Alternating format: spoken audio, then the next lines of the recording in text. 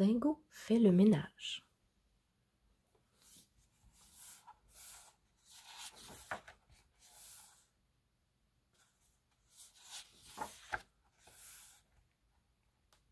Il était une fois un fermier qui s'appelait Dingo.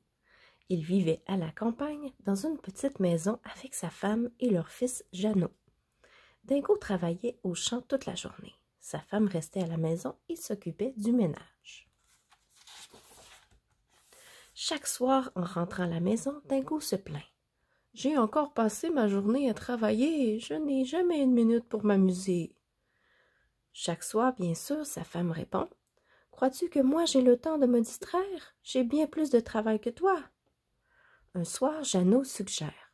« Si vous vous échangiez vos tâches, vous sauriez qui de vous deux travaille le plus. » Dingo et sa femme se tournent vers leur fils. « Quelle bonne idée! » Le lendemain matin, Madame Dingo part travailler au champ.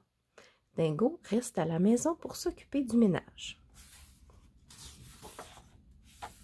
Sitôt sa femme partie, Dingo met les patins à roulettes de Jeannot.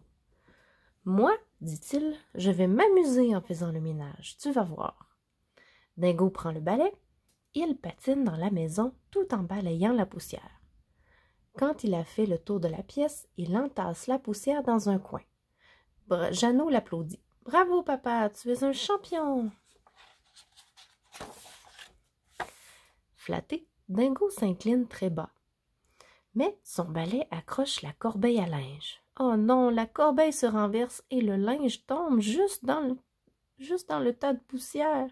« Ne t'inquiète pas, mon garçon, » déclare Dingo. « Je vais arranger cela. » Il emporte le linge sale vers le séchoir dans la cour. « Mais maman lave toujours les habits avant de les étendre, » remarque Jeannot. « C'est trop compliqué, » répond Dingo. « Regarde comment je m'y prends. » Dingo suspend les vêtements sur la corde à linge. Il met de la lessive dessus, puis il va chercher le tuyau d'arrosage. « Tu vois, Jeannot, je lave ce linge et en même temps je te lave toi. »« Oui, papa, » dit Jeannot, « mais maintenant il y a plein de boue dans la cour. »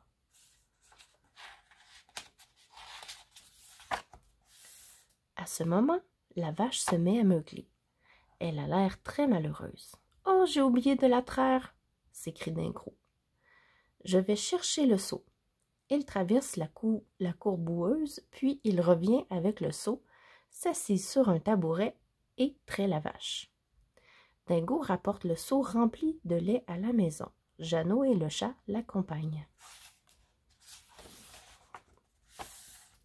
« Oh, papa !» gémit Jeannot. « Nous avons sali toute la maison avec nos pieds boueux. » Dingo jette un coup d'œil sur le plancher. « Du sang-froid, mon garçon, dit-il. Je m'en occupe. » Dingo trempe 2 grosses éponges dans un baquet d'eau savonneuse et se les attache aux pieds avec une ficelle.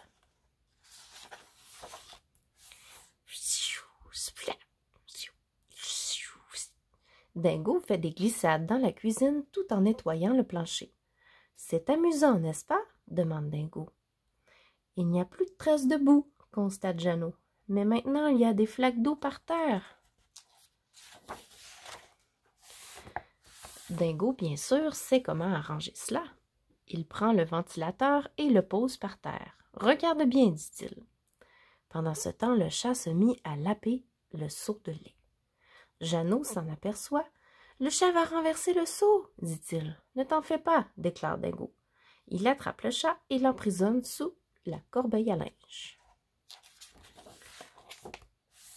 Puis Dingo branche le ventilateur, en se disant « L'air frais va faire sécher le plancher en moins de 5 minutes. » Mais il n'a pas vu que le ventilateur est dirigé vers l'âtre.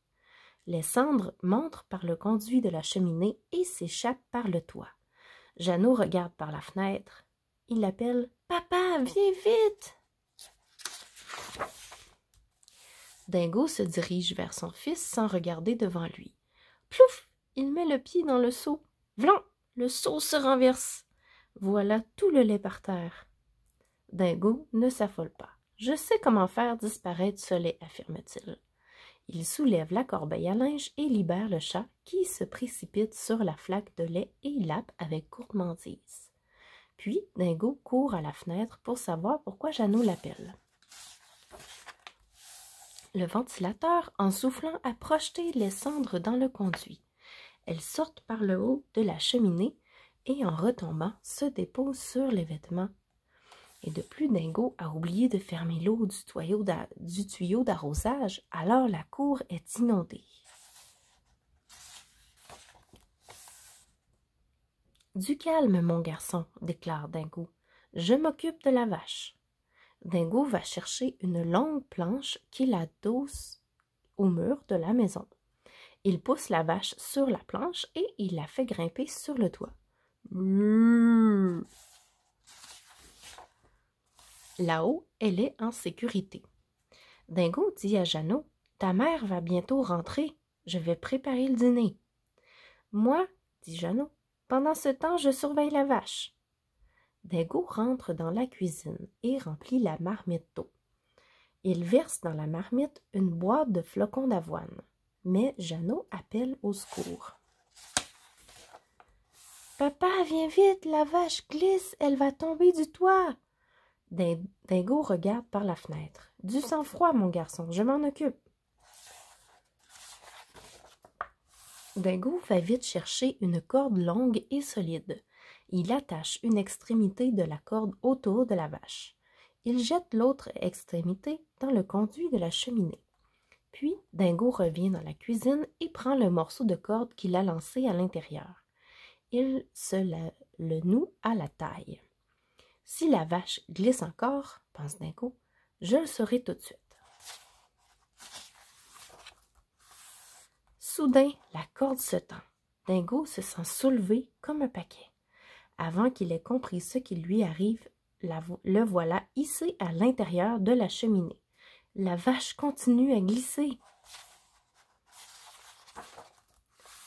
Juste à ce moment, Madame Dingo rentre à la maison. Elle est bien fatiguée, elle voudrait dîner. Quand elle voit l'état de la maison, elle n'en croit pas ses yeux. Puis elle aperçoit la vache. Elle court vers la vache et coupe la corde qui la retient. La vache se trouve à terre, saine et sauve. Dingo dégringole dans la cheminée et fait un plongeon dans la marmite. Madame Dingo rentre dans la cuisine. Que voit-elle? Dingo enfoncé jusqu'aux oreilles dans la marmite de cru au froid. Ce soir-là, Dingo avoue que faire le ménage est un travail vraiment fatigant. Madame Dingo avoue également que travailler au champ est très fatigant. Jeannot est bien content. Il n'y aura plus jamais de dispute chez lui pour savoir qui travaille le plus.